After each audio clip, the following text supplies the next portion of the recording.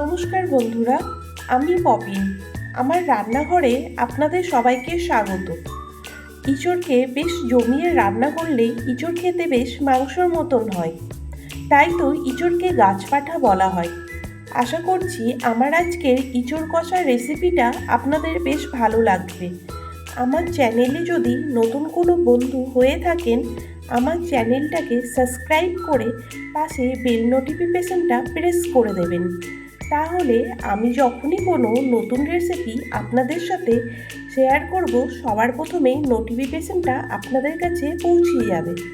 দেখে নেওয়া যাক আজকের ইঁচড় কষার রেসিপিটা।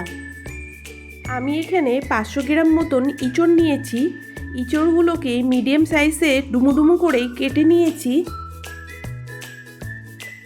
এখন কড়াইতে জল দিয়ে দিলাম। জলটা গরম হয়ে গেলে লবণ হলুদ দিয়ে দেব।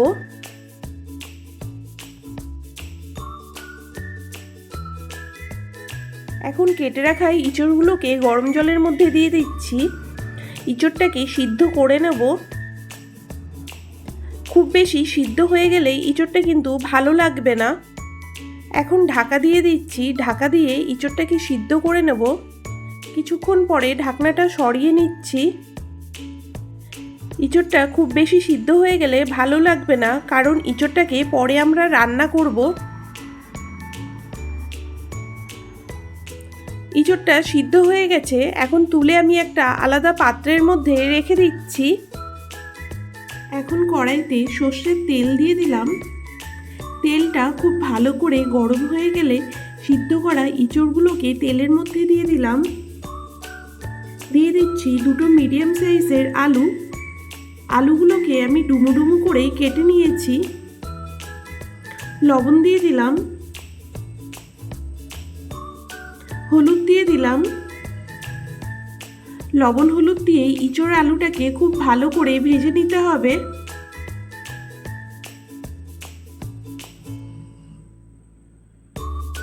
এখন দিয়ে দিচ্ছি হাফ কাপ মতন কড়াইশুঁটি। কড়াইশুঁটিটাকেও আমি ইঁচড় আলুর সাথে ভেজে নেব, তাহলে তরকারিটা খেতে বেশ ভালো টেস্ট হয়। দেখেন ইঁচড় আলু ভালো করে ভাজা হয়ে গেছে। এখন তেলের থেকে তুলে একটা আমি অন্য পাত্রের মধ্যে রেখে দিচ্ছি। ইঁচড় ভাজার এই তেলের মধ্যে আমি আরও 1 টিস্পুন মতন তেল দিয়ে দিলাম। তেলটা গরম হয়ে গেলে 3টে তেজপাতা, শুকনো লঙ্কা দিয়ে দিলাম। 1 টিস্পুন পাঁচফোড়ন দিয়ে দিলাম। যখন দেখব ফোড়ন থেকে সুন্দর গন্ধ বেরোচ্ছে, দুটো মিডিয়াম সাইজের পেঁয়াজ কুচি দিয়ে দিলাম। পেঁয়াজটাকে লালচে করে সফট হওয়া পর্যন্ত ফ্রাই করে নিতে হবে। দেখুন পেঁয়াজের রঙটা চেঞ্জ হয়ে গেছে। এখন 1 টিস্পুন আদা রসুনের পেস্ট দিয়ে দিলাম। আদা রসুনের গন্ধটা যাওয়া পর্যন্ত মশলাটাকে কষিয়ে নিতে হবে। একটা টমেটো পিউরি দিয়ে দিলাম। হলুদ দিয়ে দিলাম, লবণ দিয়ে দিচ্ছি। সমস্ত মশলা খুব ভালো করে একসাথে কষিয়ে নিতে হবে, যতক্ষণ পর্যন্ত মশলা কাঁচা গন্ধটা না যায় আর মশলার থেকে তেল না ছাড়ে মশলাটা কষিয়ে নেব। 1 টিস্পুন ধনের গুঁড়ো দিয়ে দিলাম। 2 টিস্পুন লঙ্কার গুঁড়ো দিয়ে দিলাম। সমস্ত মশলাগুলোকে একসাথে ভালো করে কষিয়ে নিতে হবে। মিডিয়াম ফ্লেমে 5 থেকে 7 মিনিট মশলাটা কষিয়ে নিয়েছি।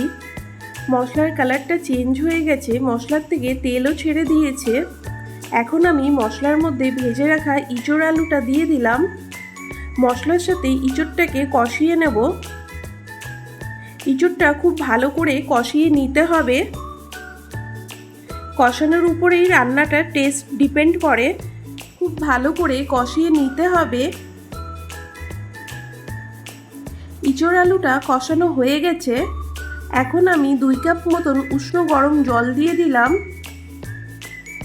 আমি কিন্তু ঠান্ডা জল ব্যবহার করিনি, হালকা উষ্ণ গরম জল দিয়ে দিচ্ছি। মিডিয়াম ফ্লেমে 10 মিনিট রান্নাটা করে নেব।